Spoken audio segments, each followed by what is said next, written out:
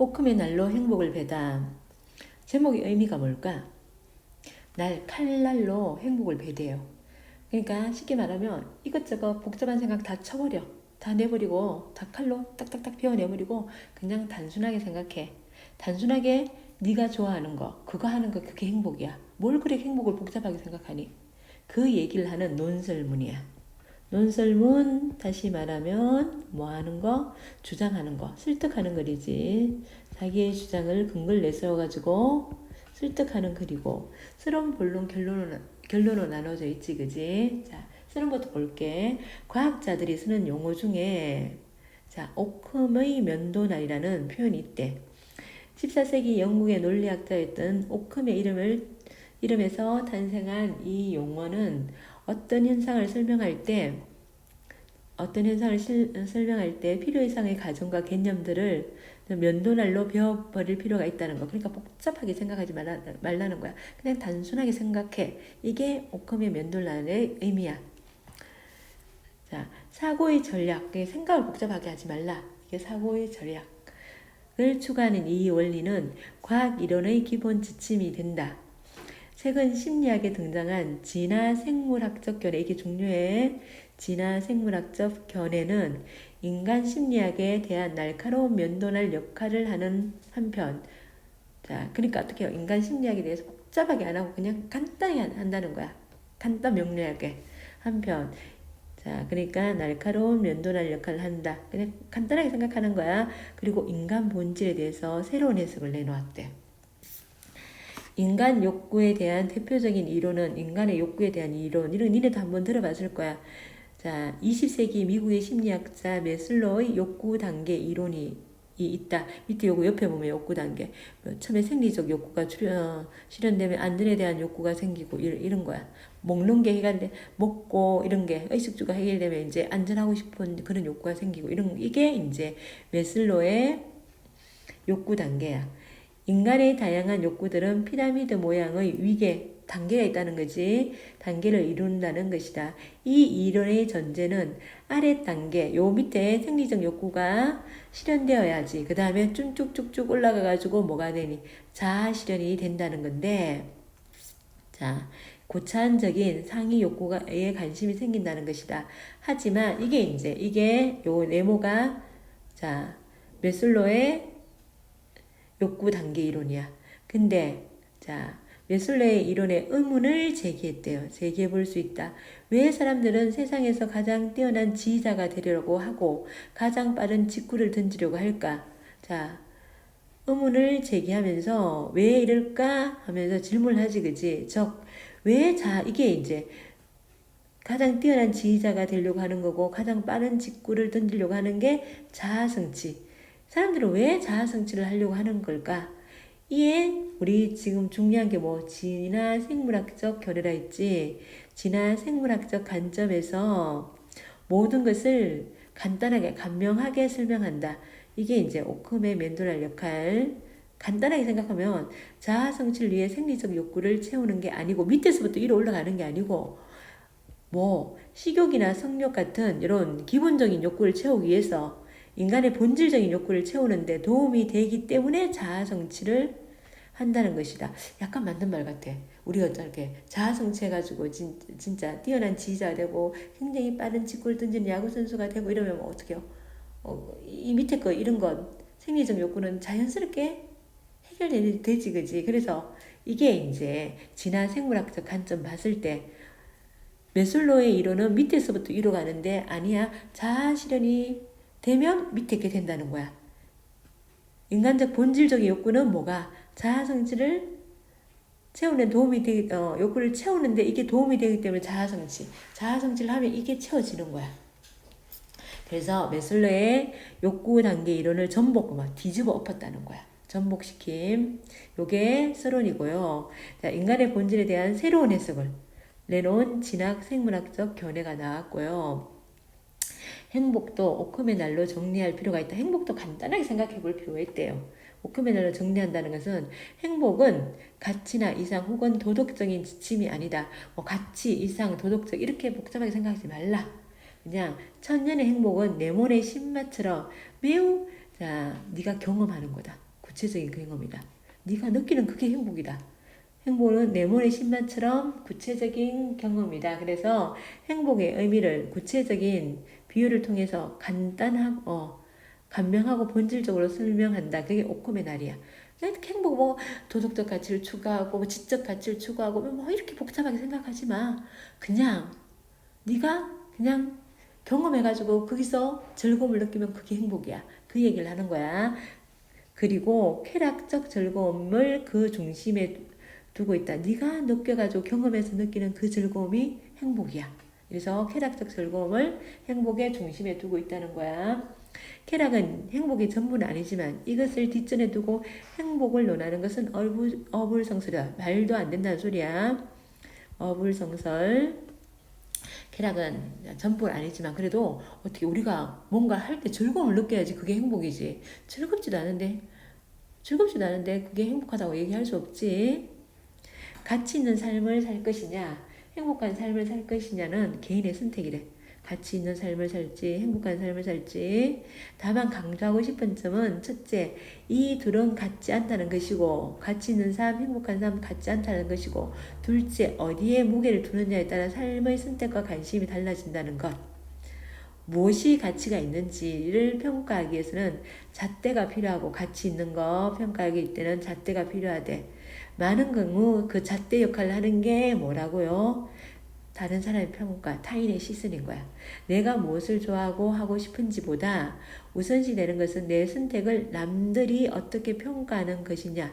그게 더 중요하게 여긴다는 거야. 이러한 관점에서 보면 내가 지금 좋고 즐거운 것보다 남들 눈에 사려 깊고 힘 있는 사람으로 인정받는 것이 더 중요해진다. 그러니까 자신의 행복보다 타인의 평가를 중요시하는 개인.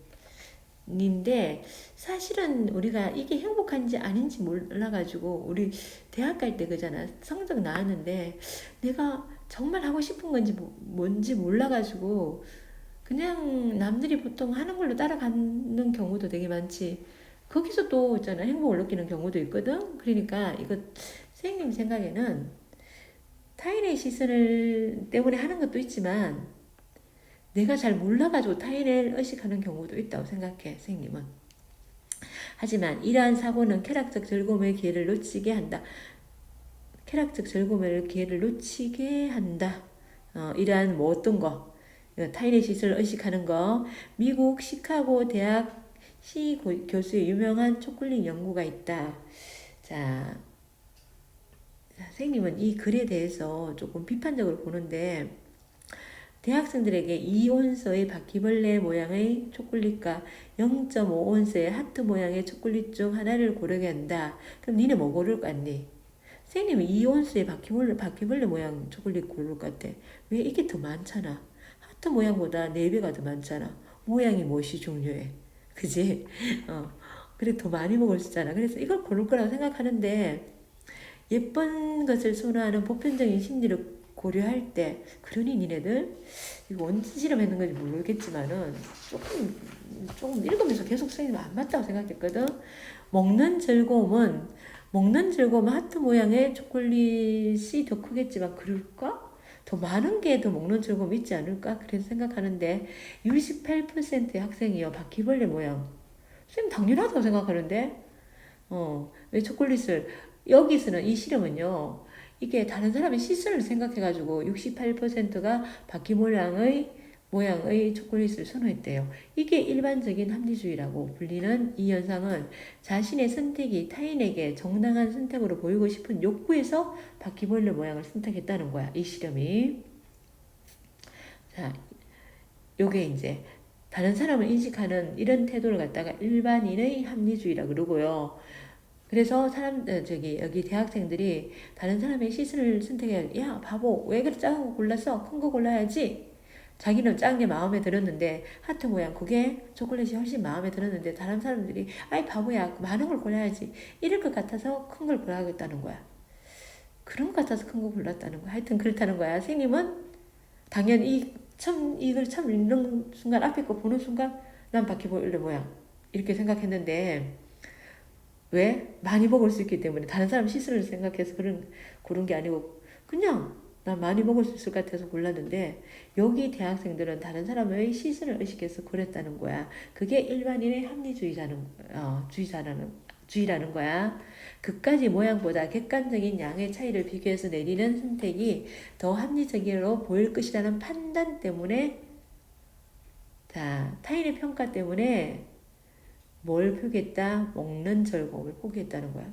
하트 모양 먹으면 더 맛있나? 자, 자신의 쾌락보다 타인에 의해 합리적인 평가를 받는 것이 더 중요시하는 심리. 이거 대학생들한테 다시 물어봐야 될 것 같아. 다른 사람 시선을 때문에 그랬니? 아니면 너 양이 많아서 그랬니?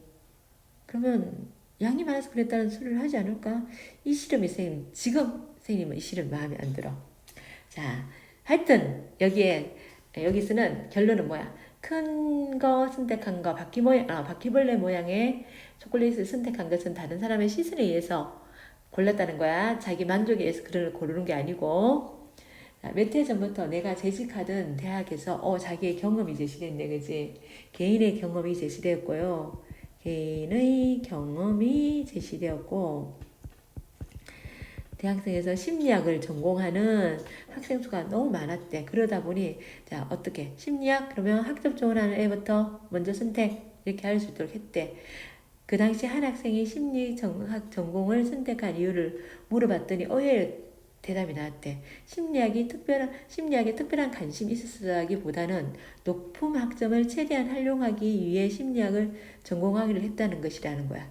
사실 우리 사회에서 자주 보는 일이다 해가지고 개인의 경험을 갖다가 일반 사회 현상으로 확장시켜서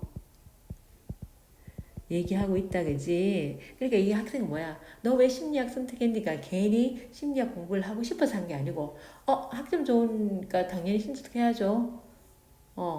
그렇게 학점 좋은 애들만 선택할 수 있잖아요. 그러니까 난 학점 좋으니까 선택했어요 이렇게 얘기했다는 거지. 사실 우리 사회에서 자주 보는 일이고 천문학자가 되고 싶었지만 자신의 성적에 맞춰 의대를 결정하는 학생들 그러니까 천문학자가 되고 싶어. 근데 의대 갈 성적이 나온 거야. 천문학 가기는 좀 아까워. 그러니까 의대를 선택하는 거야. 선생님은 합리적인 선택이라고 생각해. 왜? 훨씬 앞으로 살아갈 때 만족도가 높을 것 같은 생각이 들어. 뭐 굳이 천문학자 하고 싶으면 포기하고 할 수 있겠지만은 선생님은 합리적인 선택을 했다고 생각하는데 여기에 글쓴이는 그게 뭐야? 일반인의 합리주의라는 거야. 자, 더 행복해지기 위한 선택이라고 생각하지만 명분 때문에 행복을 양보하는 습성에서 생긴 결과야. 천문학자를 선택한 게, 자, 이제 나중에 얼굴 보면 선택을 잘했다고 생각하지 않을까 싶어. 자, 그러니까 자기 하고 싶은 일은 안 하고 성적이 좋으니까 그냥 남들이 보통 성적 좋은 학생들 의대 간다. 그러니까 행복 포기하고 명분을 따라가지고 행복 포기했다는 소리를 하는 거지, 그지? 행복은 거창한 관념이 아니라 구체적인 경험이다. 구창하게 뭐 이것저것 생각하지 마라. 네가 행복하면 그게 행복이다. 네가 즐거우면 그게 행복이다. 글쓴이가 생각하는 행복 개념이야. 일상에서 쾌락에 뿌리를 둔 기쁨과 즐거움 같은 긍정적인 정서들을 자주 경험한 사람들이 행복하다는 거야. 행복하기 위해 쾌락주의자가 되자는 말은 아니지만 그런 즐거움을 자주 쾌락이라는 것이 쾌락이란 여기서 말하는 쾌락이 막 방탕한 생활하는 그런 게 아니고 내가 그 일을 해서 즐거운 거 그게 쾌락이지, 그지? 행복하기 위해 쾌락주의자가 되자는 말은 아니고요. 다소 그럴 필요가 있다. 즐거움을 추구하는 삶의 태도야말로 본질적인 자신의 행복을 누적하는 가장 현명한 방법임을 잊지 말자. 그 내용이고 그러니까 어떻게 해요? 행복은 네가 경험해서 얻는 그 즐거움 그게 행복이야. 거창하게 생각하지 마. 그래서 오크의 날로 다 배워버려. 딴 거 다 배워버려. 이 말을 하는 거야. 자, 그리고 뭐 더 볼 거 없고요. 어디 갔냐면 자, 41쪽에 가자. 41쪽에 가가지고 우리 정리 한번 해보자. 오크의 날로 행복을 배다. 진화 생물학자 나오지. 진화 생물학자 학적 관점에서는요. 모든 것을 아주 간단한 명료하게 설명한대요. 자아 성취를 위해서 생리적 욕구를 채우는 게 아니라 이거는 메슬로지. 메슬로의 이론이지, 그지? 이게 아니고 식욕이나 성욕 이게 제일 밑에 있는 생리적 욕구의 단계지. 이런 생리적 욕구의 단계를 이런 욕구를 채우기 위해서 자아 성취를 한다는 것이다. 그래서 진화 생물학적 관점에서는 메슬로의 욕구 단계 이론에서의 최상적 욕구에 해당하는 자아 성취 욕구가 오히려 최하의 욕구인 생리적 욕구를 충족시키는데 도움이 된다는 주장이지. 즉 기존의 위계를 뒤집는 설명으로 인간 본질에 대해서 새롭게 해석하고 있고요. 물론 이는요, 행복은 가치나 이상 혹은 도덕적 지침이 아니다. 천년의 행복은 네모의 신맛처럼 뭐라고? 매우 구체적인 경험이야. 그리고 쾌락적 즐거움이 그 중심에 있다.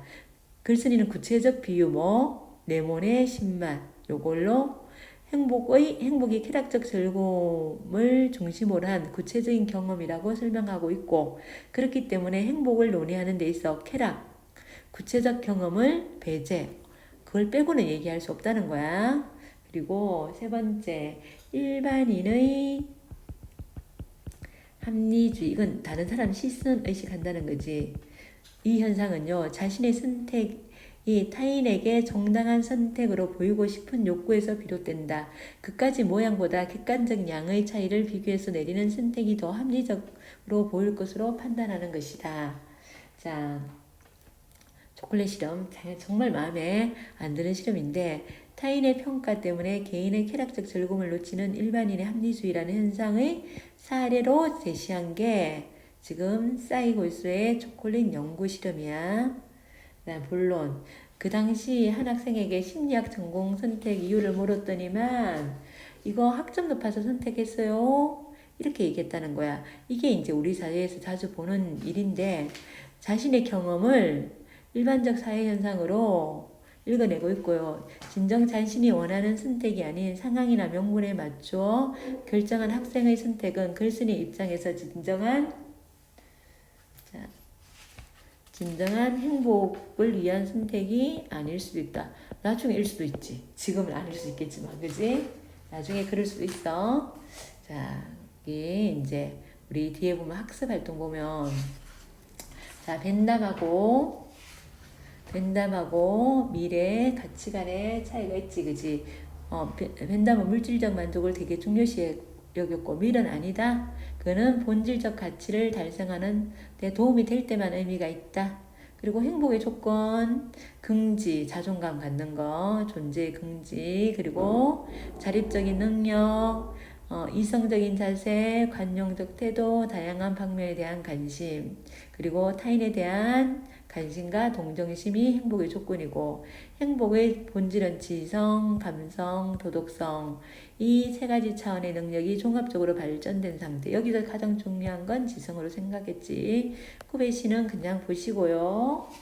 그리고 자, 오컴의 날로 행복을 배달할 때, 자, 그냥 이것도 그냥 보면 되고, 그 다음에 자, 행복이란 동일한 화제에 대해서 자, 철학 분야에서, 문학 분야에서, 심리학 분야에서 어떻게 얘기하는지를 얘기했지. 하나는 설명하는 글이고, 하나는 소설이고, 하나는 주장하는 글이고, 자, 바라보는 관점은 행복은 지성, 감성, 도덕성 능력을 종합적으로 발전시켜 자기 말의 삶을 실현시키는 거고, 저기 소설에서는요, 지금 이 순간에도 존재하는 대상, 미래의 목표가 아니라는 거고, 자, 심리학에서는요, 일상에서 느끼는 쾌락적 즐거움이 같은 구체적 경험이 행복이라는 거고, 자, 나는 생님은 다의 관점, 그냥 느끼면서 소소한 즐거움, 우리 소소한 소확행 이런 거 얘기하지, 그지? 이 심리학적 관점이 소확행이 아닐까 싶다. 여기까지고 우리 앞에 우리 전체 31쪽에 가가지고 전체 31쪽에 가보자. 맨 앞에.